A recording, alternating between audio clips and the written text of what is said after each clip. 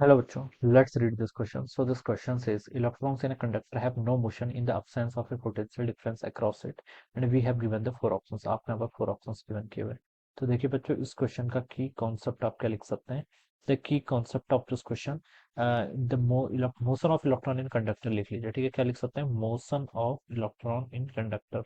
Motion of electron in conductor biasing और अनबाइसिंग दोनों के केसेस में हम देखेंगे, यानी कि आपने एक्सटर्नल कोई पोटेंशियल डिफरेंस अप्लाइड किया है तब, और नहीं जब नहीं किया तब। ठीक है बच्चों, देखिए कंडक्टर्स का क्या मतलब होता है। कंडक्टर्स की बात कर रहे हैं हम। कंडक्टर्स का मतलब आपके लार्ज नंबर ऑफ क्या होते हैं?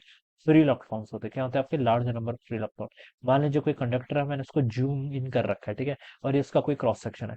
बच्चों देखिए, इस पर क्या होता है? आपके large number of free electrons होते हैं। क्या होंगे? Large number of free electrons. अगर आपने कोई एक्सटर्नल फील्ड अप्लाइड नहीं किया है, ठीक है, यानी कि आपका एक्सटर्नल पोटेंशियल डिफरेंस, आपने कोई बैटरी से इसको क्या किया? कनेक्ट नहीं किया। बैटरी से कनेक्ट नहीं किया तो नेट इलेक्ट्रिक फील्ड जो आपका नेट होगा वो किसके इक्वल होगा? आपका जीरो के इक्वल होगा। ठीक है, नेट इलेक्ट्रिक फील्ड जीरो है। तो देखिए इलेक्ट्रॉन्स आपके रैंडम डायरेक्शन में मूव करते हैं। क्या करते हैं? आपके इलेक्ट्रॉन्स आपके चार्ज पार्टिकल जो भी है इसके, वो क्या करते हैं? आपके रैंडम डायरेक्शन में क्या करते हैं? आपके मूव करते हैं। अब देखिए यहाँ पर आपका देखिए करंट हम डिफाइन कैसे करते हैं?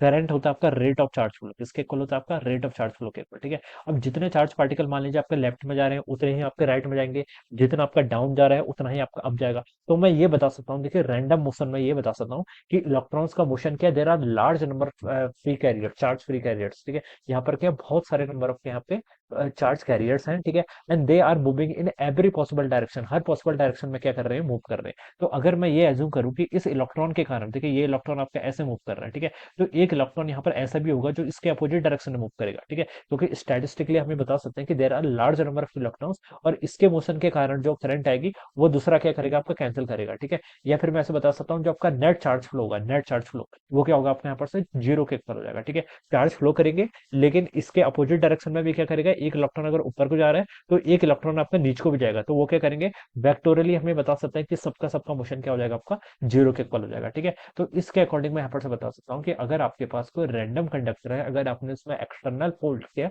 एक्सटर्नल पोटेंशियल डिफरेंस को अप्लाई नहीं किया है, तो जो आपका नेट करंट होगा बच्चों वो किसके इक्वल होगा? आपका जीरो के इक्वल होगा। Net current will be equal to zero.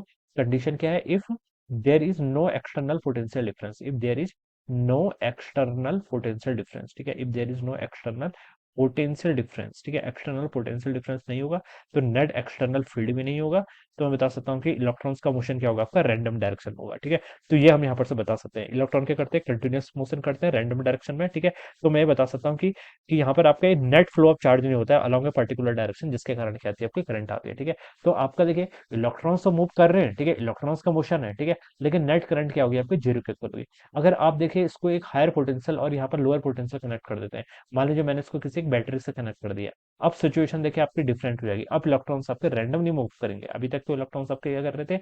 Random move कर रहे थे, लेकिन अगर आपने पोटेंशियल डिफरेंस क्या कर दिया? इसके अक्रॉस अप्लाई कर दिया, तो बच्चों देखिए इस सिचुएशन में क्या होगा?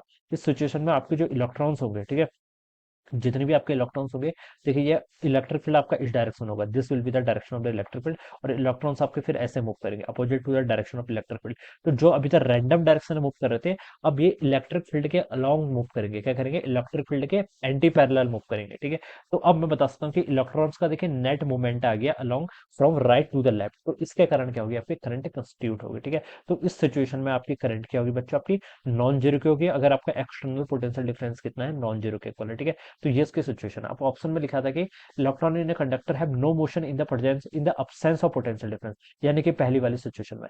यहाँ पर देखिए वर्ड में लिखा है नो मोशन बोल रखा है, तो बच्चों ये तो रॉन्ग है। इलेक्ट्रॉन आपके मोशन तो करते हैं। देखिए अगर फ्री इलेक्ट्रॉन्स हैं तो वो तो मोशन करेंगे, ऑब्वियस सी बात है। इलेक्ट्रॉन्स क्या करेंगे? अगर आपका टेम्परेचर देखिए जीरो केल्विन से ऊपर होता है, ठीक है, ये हमने पढ़ा हुआ है, तब आपके इलेक्ट्रॉन्स क्या करते हैं? आपके क्या करेंगे? आपके मोशन करेंगे। ठीक है, तो मोशन तो डेफिनेटली होगा, लेकिन यहाँ पर नो मोशन लिखा है। ठीक है, तो इसका आंसर क्या हो जाएगा? आपका फॉल्स हो जाएगा। क्या हो जाएगा? ऑप्शन फॉल्स हो जाएगा। तो आप लिख सकते हैं कि बी ऑप्शन क्या होगा बच्चों? उसके करस्पॉन्डिंग आपने यहाँ पर से रॉन्ग आंसर हो गया। अगर आपने net external potential difference apply नहीं किया है तो नेट करंट जीरो होगा, लेकिन मोशन आपका जीरो नहीं होगा। नो मोशन नहीं हो सकता। ठीक है, मोशन अभी भी हो रहा है बट रैंडम डायरेक्शन में हो रहा है, जिसके कारण आपकी नेट करंट क्या आ रही है? जीरो के इक्वल आ रही है। तो उसका राइट आंसर बी ऑप्शन होगा। So I hope you are understood this concept. All the best and thank you so much.